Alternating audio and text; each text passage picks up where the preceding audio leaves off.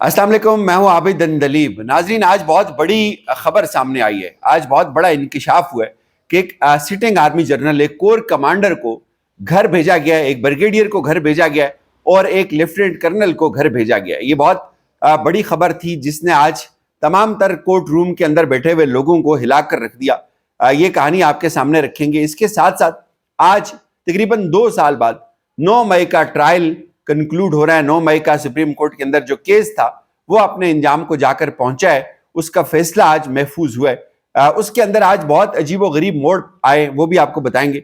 और आज पाकिस्तान तहरीक इंसाफ ने बड़े संजीदा नौयत के सवालात खड़े कर दिए जो रात को ब्रीफिंग हुई थी, जबकि दूसरी तरफ हिंदुस्तान ने प्रैक्टिकली आज जंग का पहला कदम उठा दिया है। रात भर ये खबरें चलती रही कि लाइन ऑफ कंट्रोल पे फायरिंग है, लेकिन हम आपको हकीकत बताएंगे कि क्या फायरिंग हुई थी या झूठी खबरें चल रही थी, क्यों चल रही थी, इसके ऊपर भी बात करेंगे। लेकिन पहले बात करते हैं, आज सुप्रीम कोर्ट के अंदर केस था 9 मई का। और 9 मई को लेकर एक चीज जो मैं हमेशा कहता हूं, ये आप सब लोग याद रखें और ये चीज आगे भी लोगों को बताएं कि दुनिया की वाहिद सुप्रीम कोर्ट है पाकिस्तान के अंदर जो एक केस सुन रही है। आज से 2 साल से ये केस चल रहा है और इस दौरान जो ट्रायल था सिविलियन का मिलिट्री कोर्ट्स के अंदर, वो हो भी गया। अदालत ये केस सुन रही है, सुप्रीम कोर्ट पाकिस्तान की सबसे बड़ी अदालत, कि क्या सिविलियन का मिलिट्री कोर्ट्स के अंदर ट्रायल हो सकता है या नहीं हो सकता। ये सुप्रीम कोर्ट के जजेस सुन रहे हैं, जबकि मिलिट्री कोर्ट्स ने सिविलियन का ट्रायल करके उनको सजाएं भी दे दी।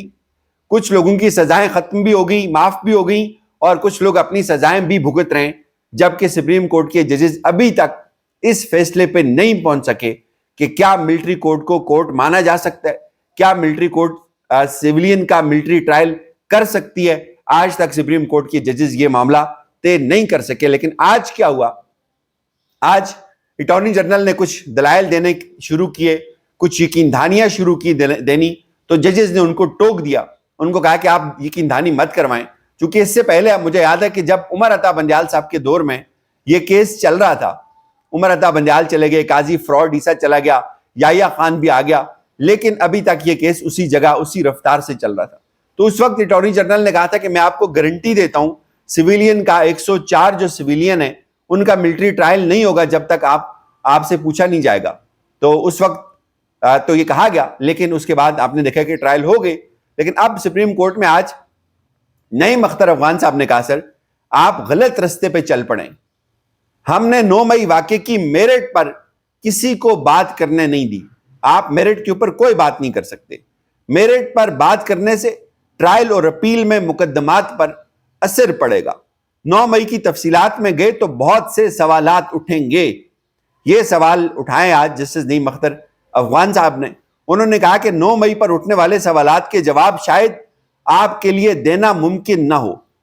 नईम अख्तर अफगान साहब ने कहा कि क्या आज इंकिशाफ हुआ जी कि जो लाहौर जो कोर कमांडर थे लाहौर के, उनको पेंशन के बगैर घर भेजा गया, उनको बर्खास्त किया गया। फिर उसके साथ साथ 9 मई के वाकयात में कोर कमांडर लाहौर समेत जो लेफ्टिनेंट जनरल थे, एक जो ब्रिगेडियर थे, उनको भी पेंशन के बगैर घर भेजा गया, उनको भी फारिग किया गया। और आज एक लेफ्टिनेंट कर्नल का भी पता चला कि उनको भी किसी किस्म की कोई पेंशनरी बेनिफिट्स नहीं दिए गए। इन तीनों लोगों को फारिग किया गया। तो आज ये अदालत में अटॉर्नी जनरल ने पहली बार इंकिशाफ किया। लेकिन उसके बाद अदालत ने पूछा कि क्या जो आपने कोर कमांडर लाहौर हैं, ये क्या वही हैं जिनको आपने पेंशन के बगैर फारिग किया? तो उन्होंने कहा जी बिल्कुल ये वही हैं। उसके बाद अगला सवाल पूछा कि क्या कोर कमांडर लाहौर जो हैं उनको आपने किसी ट्रायल कोर्ट में बतौर गवाह पेश किया या नहीं किया? इसका कोई जवाब नहीं था अटॉर्नी जनरल के पास। उन्होंने कहा जी कि जब ट्रायल कोर्ट में जब अपील आएगी तो अदालत को ये बात मालूम हो जाएगी। फिर जस्टिस जो खातून जज हैं, उन्होंने सवाल पूछा मुसर्रत हिलाली साहिबा ने कि क्या ये जो कोर कमांडर जो लाहौर है, इसका दरवाजा खोला गया या दरवाजा अंदर से खोला गया या लोग दरवाजा फलांग कर अंदर गए? तो अगर ये दरवाजा फलांग कर अंदर गए तो फिर और नौयत का मुकदमा बनेगा। अगर लोग दरवाजा अंदर से खोला गया है तो फिर तो और नौयत का मुकदमा बनेगा। फिर तो जाहिर है सहूलतकारी की गई पूरी। उसके बाद उन्होंने पूछा कि क्या core commander Lahore trial court में बतौर गवाह पेश होंगे? उन्होंने कहा जी ट्रायल कोर्ट में जब अपील आएगी तो अदालत को मालूम हो जाएगा। यही तो बात है, आप जवाब नहीं दे सकेंगे بہتر ہے یہ بات نہ کریں۔ نعیم اختر افغان صاحب نے چپ کرا دیا اٹارنی جنرل کو۔ انہوں نے کہا کہ آئین میں ترمیم مشکل کام ہے، لیکن 26 مرتبہ یہ کی گئی۔ آفیشیل سیکرٹ ایکٹ میں ایسا کیا ہے کہ اس میں آسانی سے ہونے والی ترمیم بھی نہیں کی جا سکتی؟ اٹارنی جنرل نے کہا کہ فوجی عدالتوں سے سزاؤں کے خلاف اپیلیں دائر ہو چکی ہیں۔ یعنی ایک طرف کیا جسٹس سسٹم ہے پاکستان کا، ایک طرف ٹرائل کورٹ نے فیصلے سنا دیے، اب ان کی اپیلیں بھی آ گئی ہیں، لیکن یہ جج بیٹھ کے یہ فیصلہ انہوں نے ابھی کرنا ہے، یہ اس نتیجے پہ پہنچیں گے، یہ سپریم کورٹ پاکستان کی سب سے بڑی عدالت ہے کہ کیا ٹرائل ہو سکتا ہے یا ٹرائل نہیں ہو سکتا۔ سبحان اللہ۔ انہوں نے کہا جی کہ اب تک 86 ملزمان اپیلیں کر چکے ہیں، باقیوں کو اپیل دائر کرنے کے وقت میں رعایت دیں گے۔ آج میں نے 45 منٹ مانگے تھے، جس میں سے 25 منٹ عدالتی سوالات ہوئے، 20 منٹ صرف جمال خان مدوخیل صاحب کے لیے رکھے تھے، اور انہوں نے کہا، جمال خان صاحب نے کہا جی کہ میں تو ملک کے مستقبل کا سوچ رہا ہوں، مجھے تو اپنا کوئی مسئلہ نہیں ہے۔ واہ۔ اس کے بعد آج یہ فیصلہ محفوظ ہوا ہے، سپریم کورٹ نے فوجی عدالتوں کے کیس کا جو فیصلہ ہے اس کو محفوظ کر دیا، اور یہ امید کی جا رہی ہے کہ یہ فیصلہ جو ہے وہ اب سنایا جائے گا آگے۔ لیکن آج ایک اور بڑا حیران کن موڑ آیا۔ اٹارنی جنرل، یہ اس طرح سے مجھے لگتا ہے یہ میچ فکس اللہ نہ کرے ایسا ہو، لیکن یہ مطلب وائبز آتی تھی یہ سب دیکھ کے۔ اٹارنی جنرل نے کہا ہے جی آج سپریم کورٹ میں، وہ یہ کہتا ہے کہ بھائی آپ ہمیں پرپوز کر دیں کہ ہم اس کو نا اپیل کا حق جو ہے نا دے دیتے ہیں، آپ ایک آبزرویشن دے دیں آپ اس ججمنٹ میں کہ ہم جو جن کا ملٹری ٹرائل ہوگا ہم ان کو اپیل کا حق دیں گے۔ تو مجھے لگتا ہے سارے فریق نا آپ کہتے ہیں یار یہ ختم ہو جائے، ایسے ہی جو غبارہ تھا اس سے ہوا نکل گئی ہوئی ہے، اب اس کو کنکلوڈ کرنا ہے، اینڈ کرنا ہے۔ تو انہوں نے کہا جی کہ آپ سپریم کورٹ کا یہ جو بینچ ہے یہ ایک حکم دے دے کہ اپیل کا جو ہے وہ حق دینا ہے، اور پارلیمنٹ کو قانون سازی کا کہہ دے، تو پارلیمنٹ جو ہے اس کے اوپر قانون سازی کر دے گی، اور ٹرائل کورٹ میں جن لوگوں کو سزائیں ہو چکی ہیں ان کے اوپر اپیل کا ان کو حق مل جائے گا۔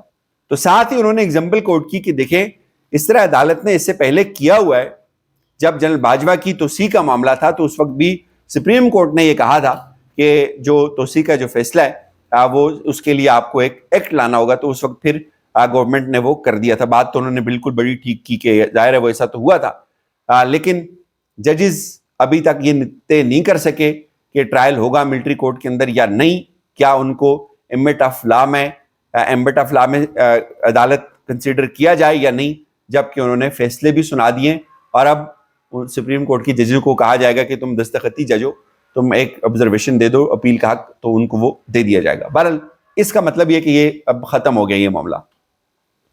دوسری طرف جو رات کو ایک بریفنگ تھی جس میں ٹاپ لیول کی قیادت تھی، لیکن اس پہ عالیہ حمزہ صاحبہ نے کہا جی کہ یہ کس نوعیت کی بریفنگ تھی جس میں کوئی ایک بھی سینئر عہدیدار موجود نہیں تھا، بلکہ چن چن کر ان لوگوں کو بریفنگ میں بٹھایا گیا تھا جو تحریک انصاف سے بری طرح ہارے ہوئے ہیں۔ یہ کیسا پیغام تھا، یہ کیسی بریفنگ تھی؟ یہ پوائنٹ ان کا ویسے ٹھیک ہے، میں وہ فوٹیج دیکھ رہا تھا اس میں خٹک صاحب بھی بیٹھے ہوئے تھے یار، مطلب بہرحال دوسری طرف ہندوستان نے اب کیا کیا جی، پریکٹیکلی ہندوستان نے جی آج باضابطہ طور پہ جنگ کر دی اب شروع۔ انہوں نے جو دریائے چناب کا جو ڈیم تھا بگیہار ڈیم، اس کا پانی عملاً بند کر دیا، اس ڈیم کے تمام جو سپل ویز ہیں جہاں سے پانی نکلتا ہے وہ بند کر دیے۔ اب انہوں نے اس پانی کی ڈائریکشن کو ڈائیورٹ کر دیا، اور جو پاکستان کی طرف پانی آ رہا تھا سنتاس معاہدے کے تحت اس کو انہوں نے روک دیا۔ اور دوسری طرف انہوں نے کہا جی کہ بیرسٹر گوہر صاحب نے یہ کہا کہ جو یہ اے پی سی تھی، ہم یہ چاہتے ہیں کہ آپ اے پی سی بلائیں، ہم اس لیے بریفنگ میں نہیں گئے تاہم وہ کہتے ہیں کہ ہم اپنی فوج کے ساتھ کھڑے۔ اور عالیہ حمزہ صاحبہ کہتی ہیں کہ یہ جو بریفنگ ہے اس کو ہم بالکل نہیں مانتے، یہ بالکل عجیب و غریب قسم کی بریفنگ تھی، اس میں کوئی بھی جینون بندہ نہیں تھا۔ جبکہ دوسری طرف پاکستان نے فتح سیریز کے میزائل کا کامیاب تربیتی تجربہ کیا ہے، یہ ایک بہت اچھی خبر ہے۔ آج کل چونکہ ان کی بہت ضرورت ہے ہمیں اس طرح کے میزائلوں کی۔ اجازت دیجیے، اپنا خیال رکھیے گا، خدا حافظ۔